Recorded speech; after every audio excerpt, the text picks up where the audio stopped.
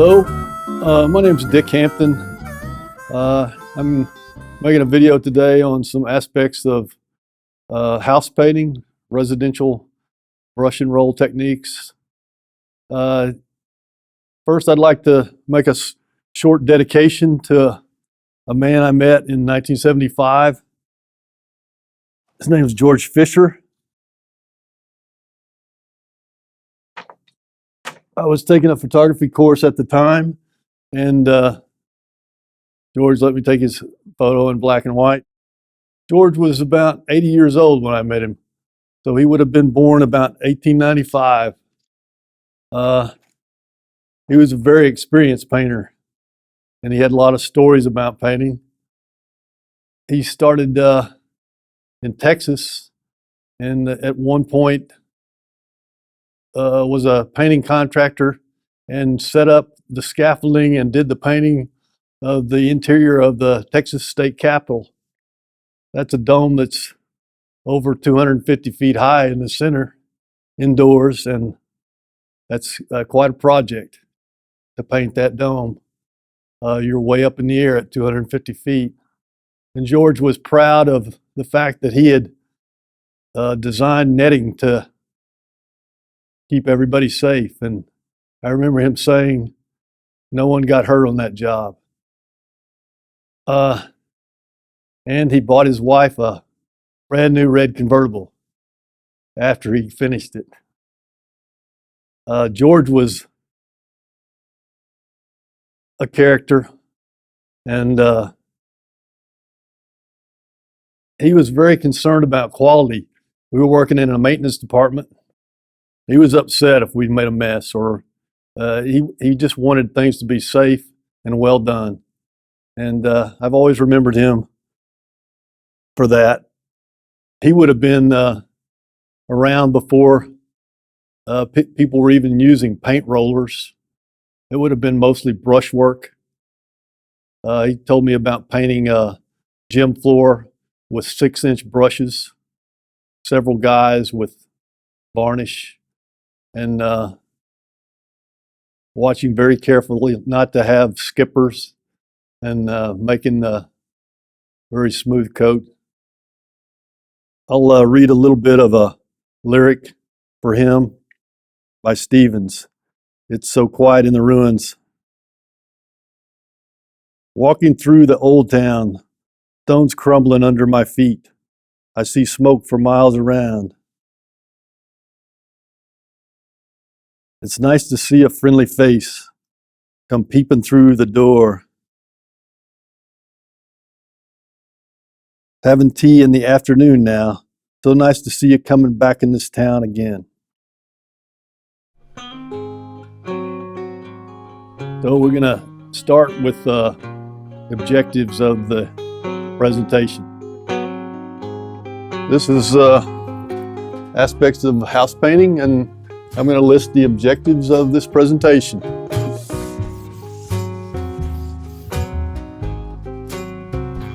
I want to cover cleaning up.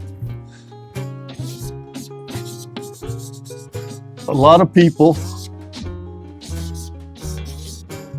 they get to the end of their project, and I think they're looking at it and it looks really nice, and now they got to clean everything up.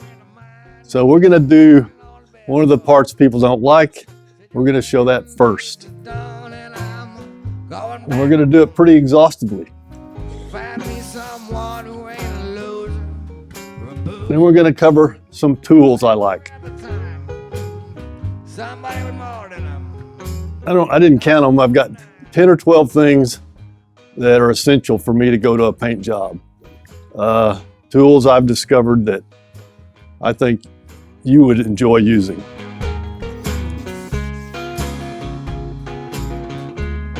And last, it's going to be one technique that painters use that you may not know about. You may have discovered it, but if you don't know how to use this technique, it's kind of a wild statement, but you're not painting. And then we'll have a little closing and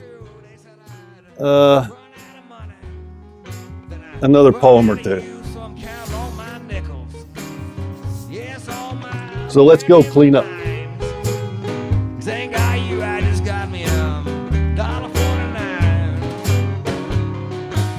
So I'm going to speak just a minute about painter's spot. A lot of times you'll have a place where you've been operating out of. It's called a shop. If you're lucky, you've got like a basement or a laundry room or something where you can keep materials and then you can clean up your equipment. This is a handy spot because there's a sink here in the corner. But first we got to clean up our equipment. And the cleanup actually began as soon as we opened the paint bucket, because the first thing you do is make sure that I had poured paint. You've got to wipe that out. We pour a little paint. We'll see it catches that paint. You've got to clean that little kerf so that you can save this paint. Otherwise, you're going to have a mess coming out of the edge. So that began when you first opened the paint bucket. We used this paint today. We're going to clean this bucket out first. We want to get it kind of dried up.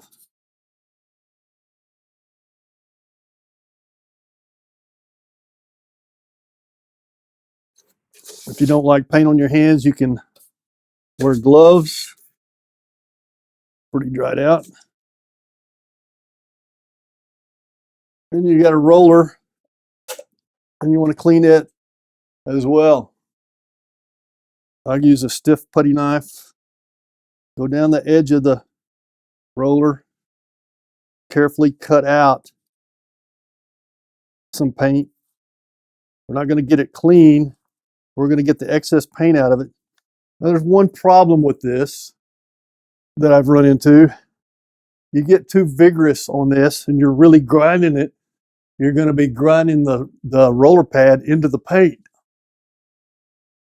Now you're getting, the next time you use this paint, you're going to be painting with fluff in it. So you don't get too vigorous with this. You don't want trash in your paint. So now we've got a place to put this.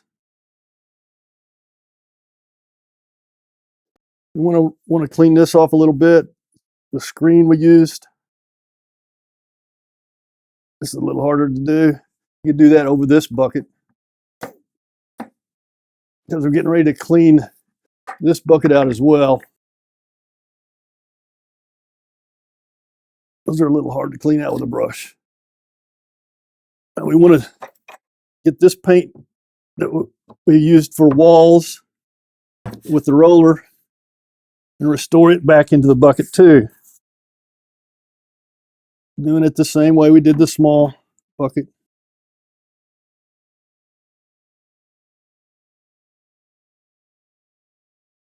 Pretty good. Now we try to rake some paint as best we can out of our brush. Clean that edge again. We're ready to seal this.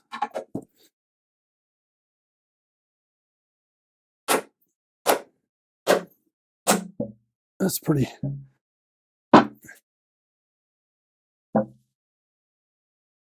good. All right. So you'll typically have a lot of stuff down here. It's a nice place to keep your equipment out of the traffic of your feet. You need a shop because it's just doesn't congest the area where you're painting, and you can keep paint here, not as likely to trip over it. Make trips back and forth to the shop. You know, you may feel like using this instead of a 5-gallon bucket. We'll cover that a little bit. You just clean it up as you did the bucket. A lot of people like those trays. If you're getting older like me, you might look for a bench. Now we're gonna move to the sink. We're lucky here, we got just what a painter needs, a slop sink.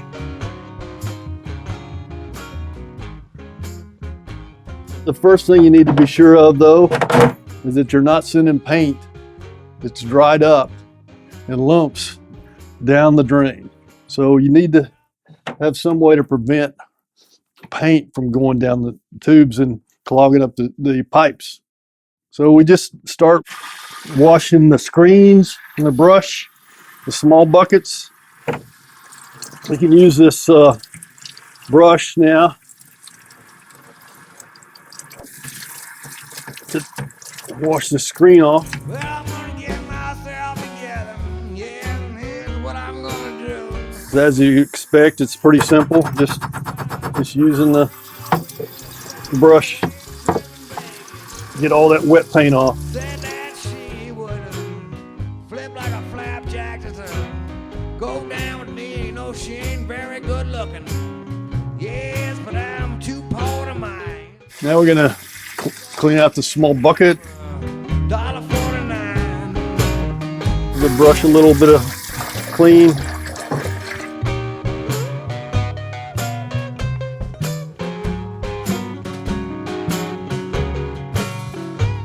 Put the bucket down. We can start with the 5. I'm gonna take this off. Wash the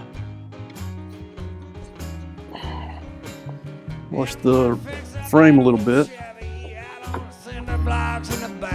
Put on my lucky poker shirt, yeah, my pork pie hat. Now all my This frame's been used for many, many years.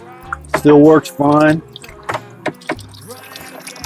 Some paint is built up, but it's still usable. Now we're going to work a little on the inside of the 5-gallon bucket, just to clean it up back a little bit.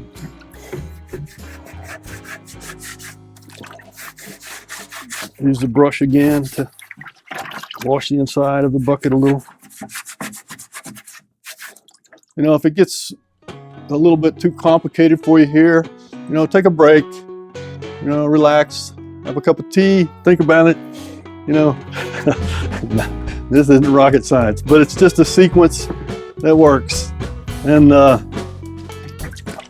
we're getting close to done already. So now we got the inside of the 5 cleaned up a little bit. I'm gonna let the roller pad go in the sink a minute. I'm gonna clean the 5 a little more.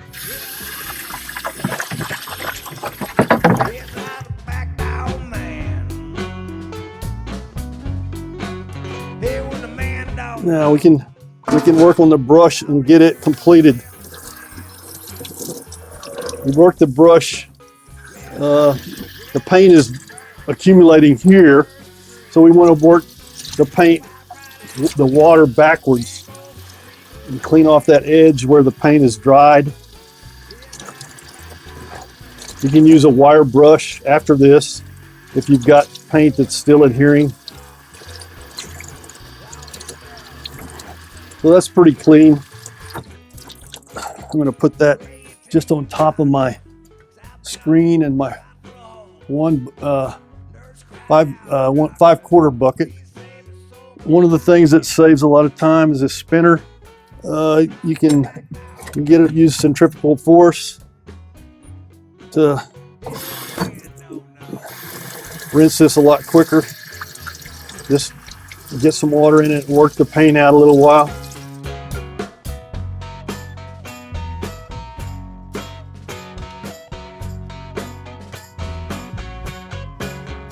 And now we can switch it into the 5-gallon and spin it. I don't want to spin it here. As you can see, I've spun a little too many times and missed. So you just spin this.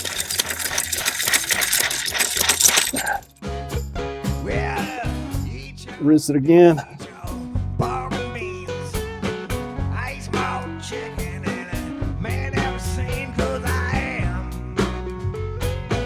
We're gonna spin it again.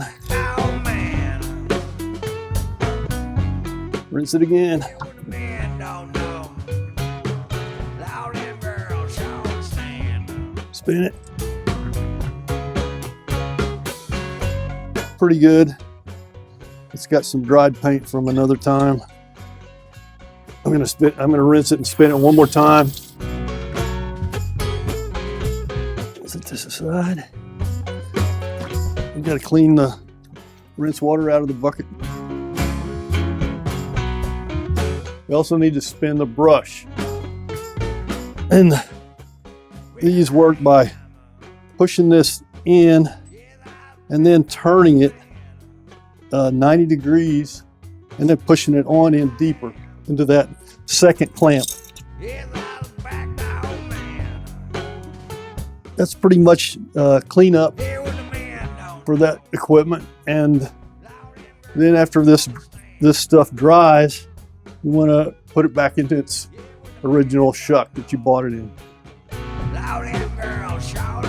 All right. We're gonna show cleanup in 2 more or 3 more locations and the problems that might arise there. So the second scene I want to explore for cleaning up is at a bathtub. It's not much different. It's just if it's somebody else's bathtub and this is the only place you've got to clean up, you've got to be careful because it's a place where paint can splatter and it can colored paint can get in grout. So you're going to have to be careful here and not scratch anything. So you cover up well. You want to make preparations that keep everything clean and safe. Again, you're going to make sure paint doesn't go down the drain. Have a plug here. We're going to use this as a preparation. And it's going to be a very similar sequence. My back will be to you. If I actually had wet paint here, I would be doing this very same sequence. I would have cleaned out my paint first. And I washed my small bucket, washed the screen, set them aside in a place where they won't drip on anything except drop cloths. Wash the frame, wash out the large bucket, rinse this out, the roller pads out well, and then we can, after we've washed the brush, we can spin out the paint in here, but we want to be extra careful in a bathroom area. This may be somebody's very expensive bathroom you're in. Depending on if you're a contract painter, you want to make sure that nothing is going to go. So you can use a t-shirt or a large rag to spin in the bucket. You move the back and forth and get all your stuff clean. You go back into your 5 with all of it, making sure that you haven't dripped paint on anything.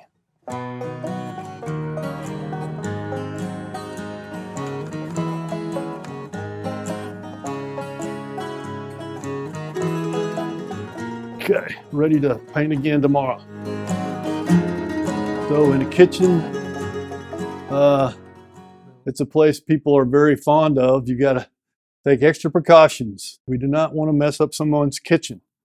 But if it's 5 degrees outside, there's no sink, and you don't have a ton of cleanup, you can successfully clean at a sink. I feel like it's safe if you're careful. So I'm just going to move things out of the way that are going to be hit. Moving around. I'm going to cover up very carefully the area around the sink.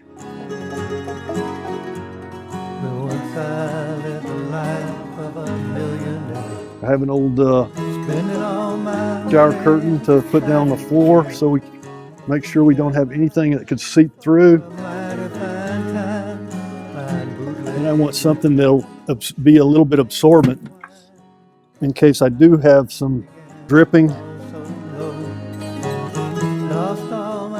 I've got a drop cloth.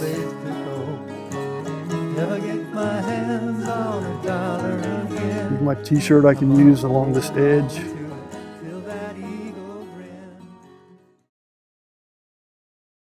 That's pretty well covered up, except we want to cover the area behind as well. So we could add some tape and really get this protected from any splashes. You can add some Visqueen just to really know that you're covered. You can see how we would tape to that tape. So the sequence would be the same. We'd just wash out the equipment like we did before. And once again, we'd be very careful spinning in the kitchen. Can't get any paint on anything. And then after we've completed that sequence again, we can put everything back in the bucket. Then we can wipe down this entire area to make sure we haven't left any spots anywhere. This is what you have to do if you're going to be painting someone's house as a contract painter. And as a homeowner, you don't want a mess in your kitchen, but it can be successfully done. You may have to move water in the small bucket into the large bucket, and because you won't be able to get this bucket underneath the spout. That's about the only difference as far as cleanup goes. That covers the kitchen.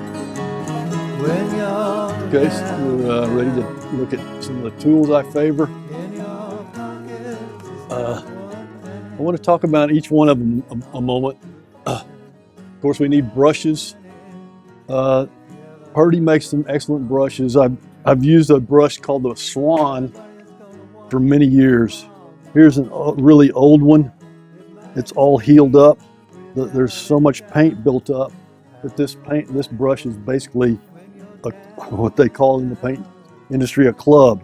But it could be used for a duster or even to paint a little bit with.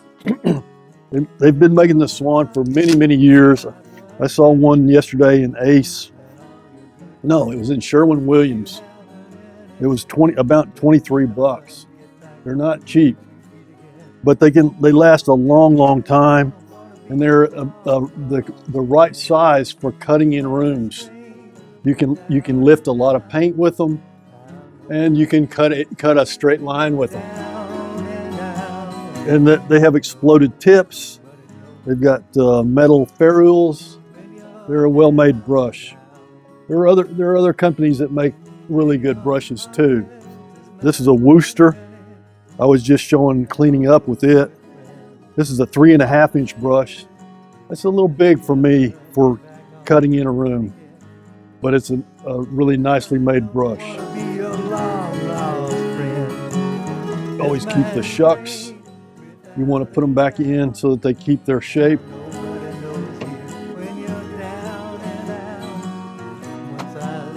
Here's another Purdy brush, a 3-inch. People might not want a 3-inch. Maybe it's too large for you. You might want a 2-inch if you feel like you're not comfortable carrying that much paint and you're worried about dripping. So you can find lots of good brushes, but a really good brush is a good investment.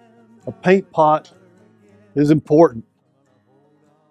Here's the paint pot I favor. It's called a Leak Tight number 5, made in Massachusetts. I've had some paint pots for ages. They last really well. They get some paint in them, they build up paint, they get a little heavier. The new ones are still really well made, I think. This one, I believe, cost $6. Most of the painters I've worked with have used Leak Tight number 5s. It's just the correct size. The handle's the right distance away, and it's got just enough of an edge tilt to help you get in and out. Here's the typical thing you find. I don't know. I would not trust this. It's cracks. The handle can break. It's just as it fills with paint, it doesn't have the right shape. But you can paint out of it. Screens and 5-gallon buckets are what I prefer to paint out of with a roller. A screen with hooks sit right here on the edge of the 5. The reason I like it better than the large pan I was showing earlier in cleanup is you can carry more paint to the spot where you're going to paint. For one thing, you don't have to fill the pan as much, and there's less opportunity to kick it over or step in it. If you do happen to hit it, it's not as likely, I think, to cause a mess. It's just a preference.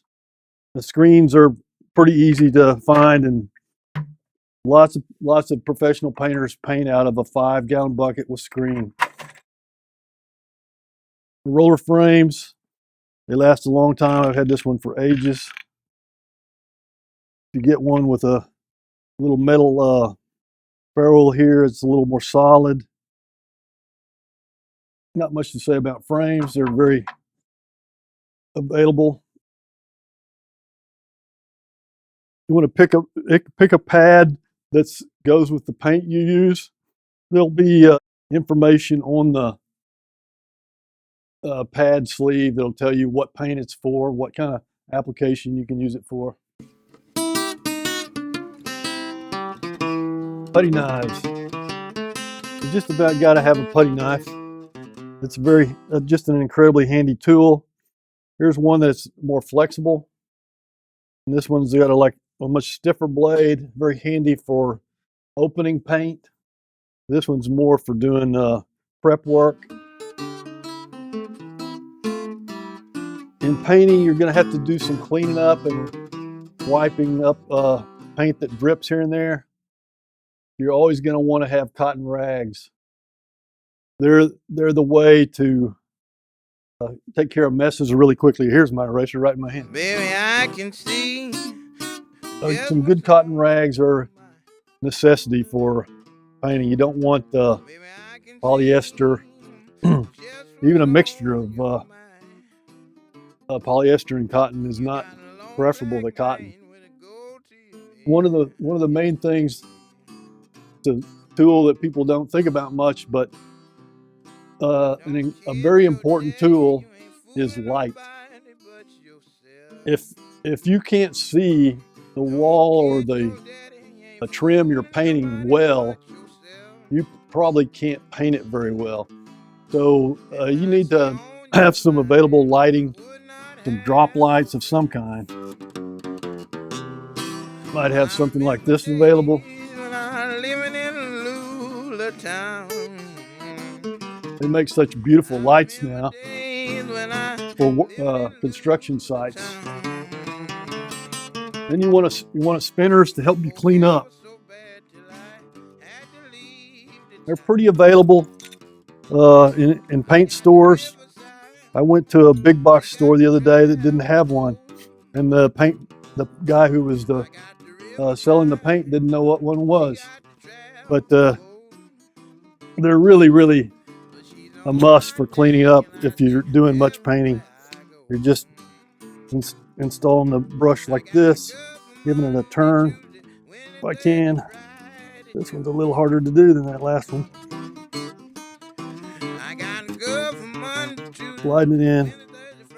And then this one's still got the plastic from the store. But they're a big help in cleaning up. That's all I've got on my preferred tools. You need drop claws, you need ladders, quite a bit, but these are tools I prefer. You a fine looking fair brown, but you just ain't learned my rules.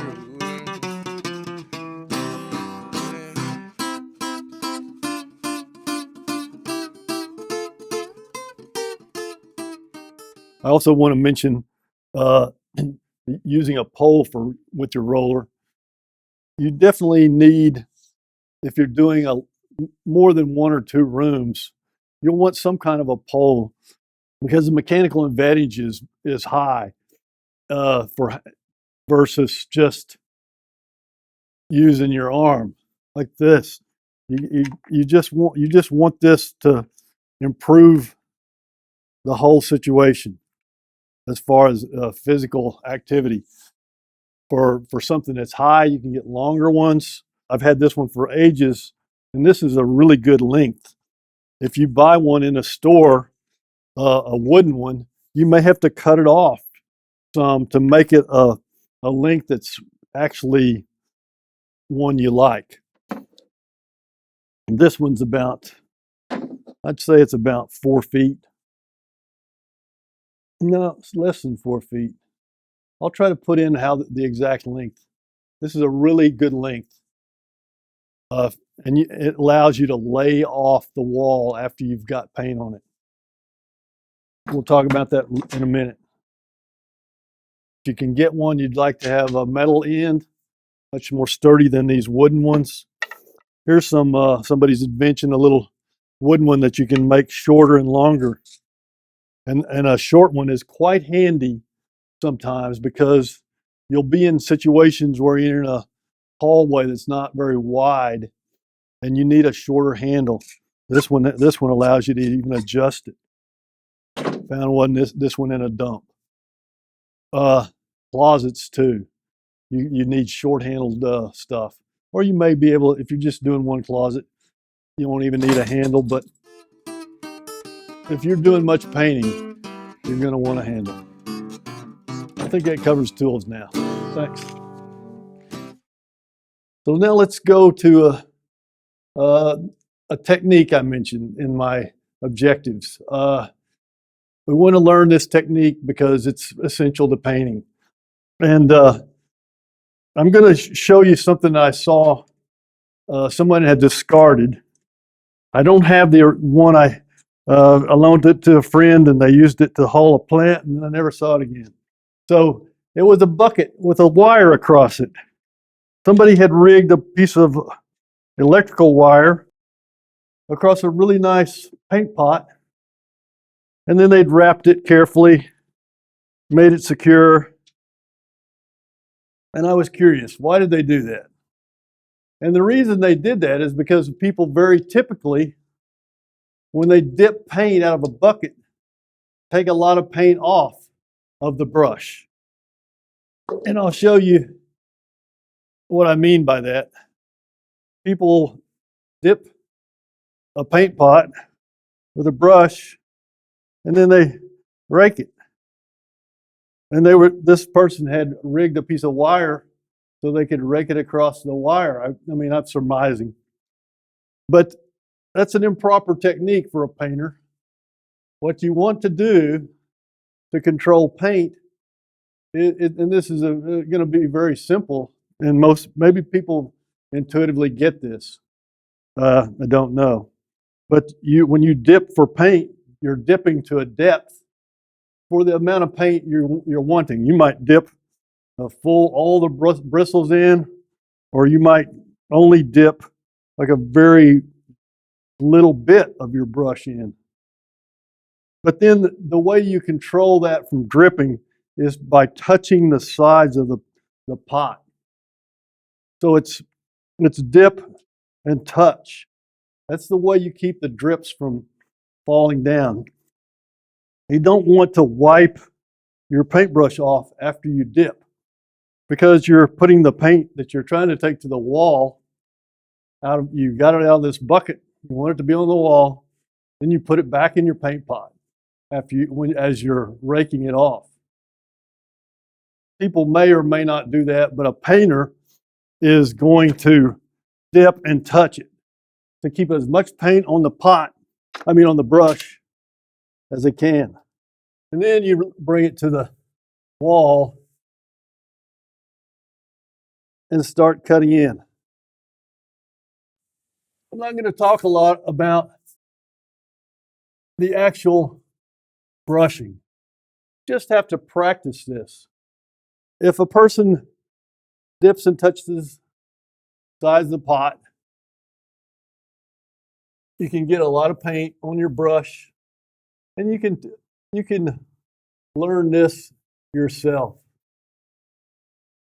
The contrast is not going to be great on this wall, but you basically are using this held in like a kind of a pencil grip, thumb and finger here, 3 fingers on the other side. Oh, I got a little on the ceiling. You can take a wet rag and a putty knife. If you're worried about that color being on the ceiling, this ceiling is white. You got to be careful with at this point to not let paint drip off the edge of your pot. So you do have to sometimes rake it out. And you can use putty knife to take a little of that color off. Depends on how fussy you are. I think there was already some paint from the last cutting in there. Yeah, there was. Doesn't show much. Cutting in a line along a ceiling is something you can be incredibly fussy about or not too fussy about. You don't want to come out too much on the white. You really want a pretty straight line, but it's not noticeable. People don't see it if it's not perfectly straight. I seldom look at that aspect closely. So I'm just going to cut in around these doors. This is a semi-gloss, and this is putting a flat paint. So you don't want to cover the gloss with the flat. Oops, I forgot the dust above that door. Bad. I'm dragging dirt. Okay. Go down the sides of the door, very similar to doing the ceiling. A little easier to cut if you're righty against the right hand of the door frame. Like I said, the technique that's necessary is the touching to the side of the pot. It's not a huge thing, but if you spend a lot of time doing this, you're really defeating the purpose. So we want to just dip to the depth we're looking at. Right here, I'm only getting about 1.5 inches. Touch to the side of the pot. Then it stays in the brush fairly well. And you can cut this all in, and you'll get quite, decent proficiency with it after you've done a couple of rooms cutting in. And you don't have to have a lot of masking tape. I've got masking tape along the baseboard on this floor, and I'll say something about that in a minute. So I'm going to cut in the rest of this wall along the ceiling and cut this in, and then I'll show a little bit of rolling.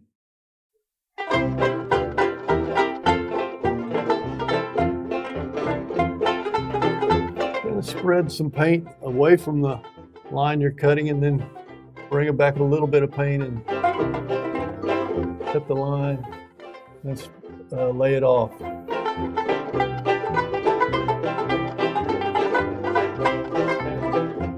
When you're brushing and cutting in, the thing you have to watch for is, if you've left too much paint on, and you've got like sags or ropes, they're called, where you've got a little too much paint and it just makes a drop like this has on this frame right here. It's a little bit of a sag. You just watch for that. So that's the top of that's cut in, and the tops of these two side doors. We're just going to paint this with a roller, but first I'll cut around the doors in the base. You got to cut around these picture hangers, kind of dry brush around them, because if you hit them with the roller, you'll just get a big sag underneath them. You have to brush it anyway. You just kind of cut around them with a little bit of a dry brush. It's going to be behind a picture anyway. But if we take it out, you don't want a big sag. You don't really want to paint the hanger much. So I'm going to paint around. Oh, you also have to paint around your individual receptacle your outlets and your switches. That can be a bit of a dry brush also, because you're gonna be able to get very close with the roller. So I'm gonna paint along this base and this door frame. Dip and touch. I've got a little bit too much glare, so I would close the door and make it a little easier to see everything in the regular non-filming situation. Now, the tendency for people is to think this masking tape is for you to paint and make a straight line. It's a fallacy in my opinion. I put this tape on. I'm using it a little bit to make it easier to paint, but I don't really want to paint the tape. I would like to, and in fact, in some situations, if I was going to leave the tape for more than a few days, say I had to paint this wall several times, I would be careful to try not to get any paint on the tape. Because what happens is you go to pull the tape off and the paint pulls up the wall because it's stuck to the tape. So as you pull this tape off, the adhesion, it goes on up the wall. So it's the tape is really, in this situation, for me to avoid splatters from the roller. Because the roller is going to let a lot of drops down. We'll see after I roll, this tape will be covered with dots. Yeah, you'll see that I painted this tape a lot right here. That's all right. Take it all with a grain of salt. I'm not laying down rules that can't be broken.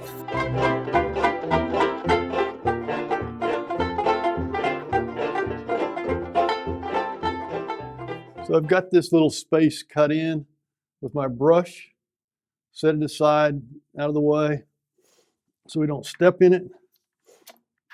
I'm going to show a little bit of rolling. You just basically build paint into the roller. It takes a little while. The roller will actually be about ready to do painting about 3/4 of the way through this little space we're doing, because it takes a while to get it built into the roller. But you'll see what it's like. Here's just a little bit. Doesn't have much paint in it yet. I'm just carefully spreading it on the roller so that it doesn't drip much. You may get some drips, but at this stage, it's expected you'll have a few drips on the. And I'm starting away from my finished edge to build some paint up to work with. You can see how this pole gives me a lot of help. It's a tremendous mechanical advantage to stand away and have this lever. Still haven't got a lot of paint in the roller yet.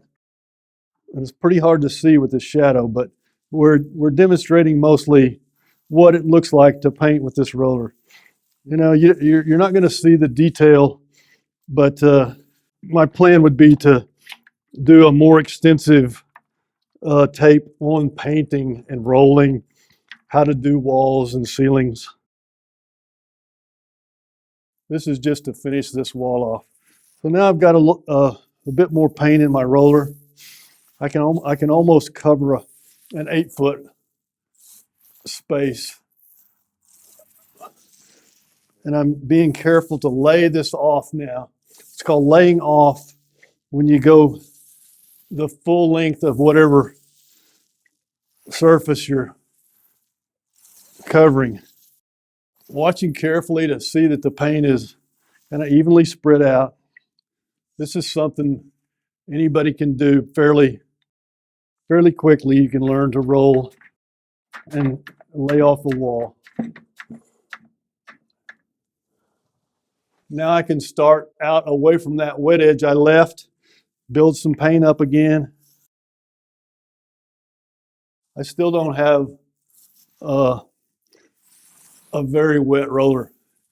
Oops, I went right over the top of this nail and didn't. I meant to go around it. It may get a sag there. I have to come back with a brush and make sure that's not sagging. Now I can move back to that wet edge I left and make sure I'm laying it off again. I'm going to try to miss that nail this time. I don't want to get paint on this tape. I'm just using the tape to protect it from splatters. I don't want to paint that receptacle. This electrical receptacle should be clean. It was made to be that way. Painting a receptacle is not acceptable.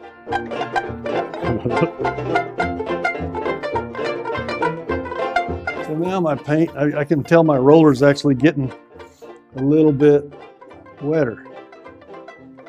Had a little bit of trash in that. But I'm away from this wet edge, building some paint up.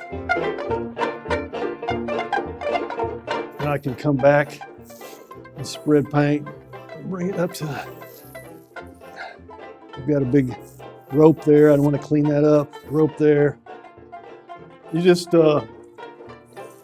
build that paint out and then come back to it and lay off and inspect to make sure you're not leaving globs and ugly ropes and stuff. We'll talk more about prep and painting in another video in more detail. But the basic techniques are something that anybody can get very quickly. Not anybody, but lots and lots of people can get this and do it all the time, of course. But this is just my style.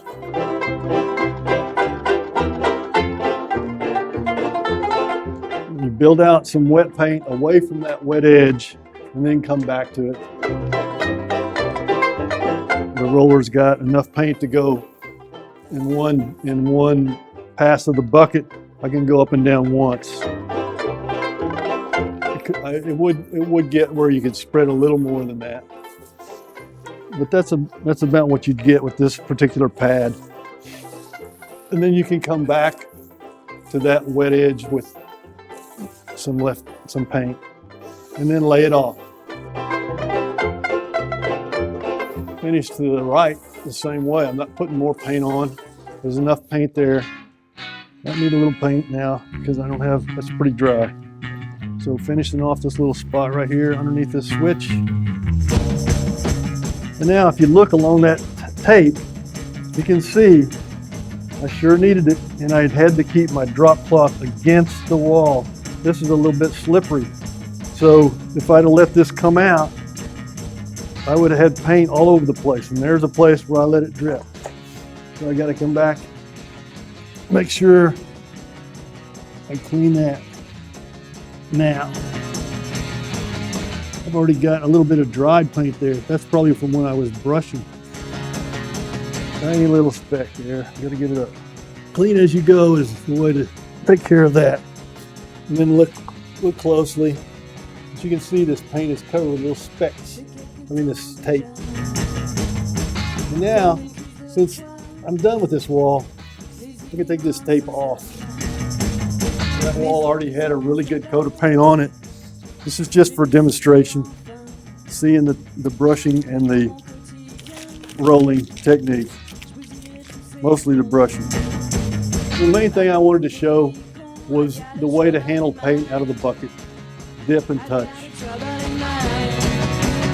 We want to kind of remind ourselves that painters do a lot of cleaning up outdoors. There's a lot of times there's no available spot. So you have to clean up outside. You got to use a hose. And it's kind of messy. If it's cold weather, it's pretty unpleasant. But it can be done. It's a similar thing. Just give yourself some water and clean that pot out. Nice to have some cardboard to kneel on, so you're not in the mud. This is going to be a boring sequence at this point, I hope, because you know it. A little bit more water in this. Not much fun when it's really cold outside, but it's necessary sometimes. I'm going to put this one over here for a minute. Wash this bucket out a little bit. Water pressure is a help in this instance.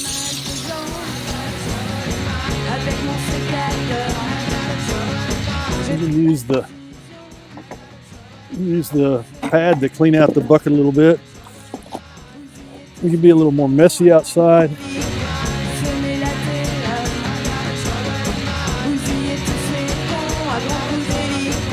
We can clean the brush a little bit. Clean this top edge of the pot a little bit. And then we'll do our spinning after we've done several washes. So that's where I'm going to end this up. The cleaning outdoors, just a little more leeway to spill, but you still don't want to get paint on existing plants, sidewalks, driveways, cars, video equipment, and people around you. From what I've read, dilute latex paint in grass is not harmful. And then you can water it in a little bit. If you had a lot of cleanups to do in a house where you're doing multiple rooms over a couple of weeks or something, where you're really doing a lot of painting, then you could take your diluted water and put it in a drain, or find some place where it's not going to be noticeable.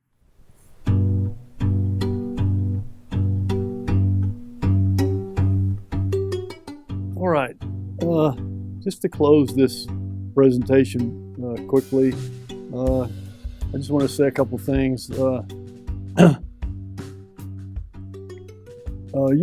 the chief of your project now. George is not going to be around to help us out, and I'm not going to be there. These are suggestions and ideas I hope would help you some.